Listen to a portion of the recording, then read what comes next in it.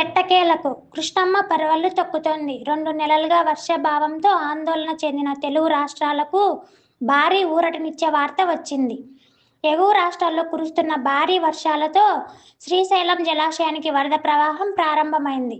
Jurala project గేట్లు ఎత్తివేయడంతో కృష్ణానది మళ్లీ జలకలను సంతరించుకుంది. 2 నెలలుగా వర్షాలు లేక ఎల్నినో ప్రభావంతో తీవ్ర వర్షాభావ పరిస్థితులు నెలకొన్న వేళ కృష్ణానది మళ్లీ ఆశాకిరణంగా మారింది. మహారాష్ట్ర, కర్ణాటక రాష్ట్రాల ఎగువ పరివాహక ప్రాంతాల్లో కురుస్తున్న భారీ వర్షాల కారణంగా ప్రియదర్శిని జూరాల ప్రాజెక్టుకు భారీగా వరద చేరుతోంది. ప్రస్తుతం జూరాల ప్రాజెక్టుకు సుమారు 32,000 క్యూసెక్కుల ఇన్ఫ్లో నమోదవుతోంది. దీంతో అధికారులు క్రస్ట్ గేట్లు ఎత్తి దాదాపు 30,700 క్యూసెక్కుల నీటిని దిగువకు విడుదల చేస్తున్నారు. ఈ వరద నీరు వేగంగా శ్రీశైలం జలాశయానికి చేరుతుంది.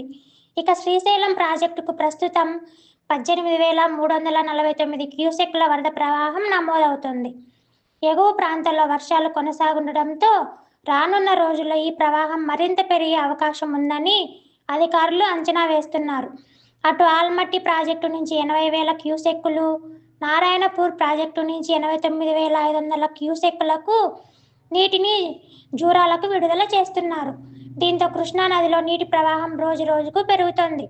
శ్రీశైలం జలాశయం పూర్తిస్థాయి నీటి మట్టం 885 అడుగులు కాగా ప్రస్తుతం నీటి మట్టం 823.70 అడుగులకు చేరుకుంది.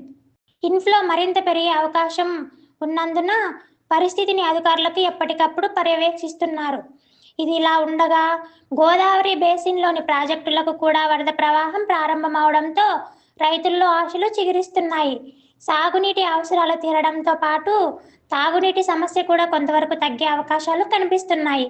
అయితే రానున్న 4 రోజుల్లో ఎగువ నుంచి మరింత వరద వచ్చే అవకాశం ఉన్నందున నది తీర ప్రాంత ప్రజలు అప్రమత్తంగా ఉండాలని అధికారులు సూచిస్తున్నారు. అవసరమైతే నీటిని దిగువకు విడుదల చేసే అవకాశం ఉండడంతో అధికారుల హెచ్చరికలకు తప్పకుండా పాటించాలని కోరుతున్నారు.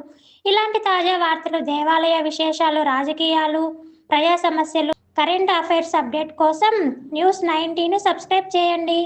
వీడియో నచ్చితే లైక్ చేయండి. మీ అభిప్రాయాన్ని కామెంట్ చేయండి.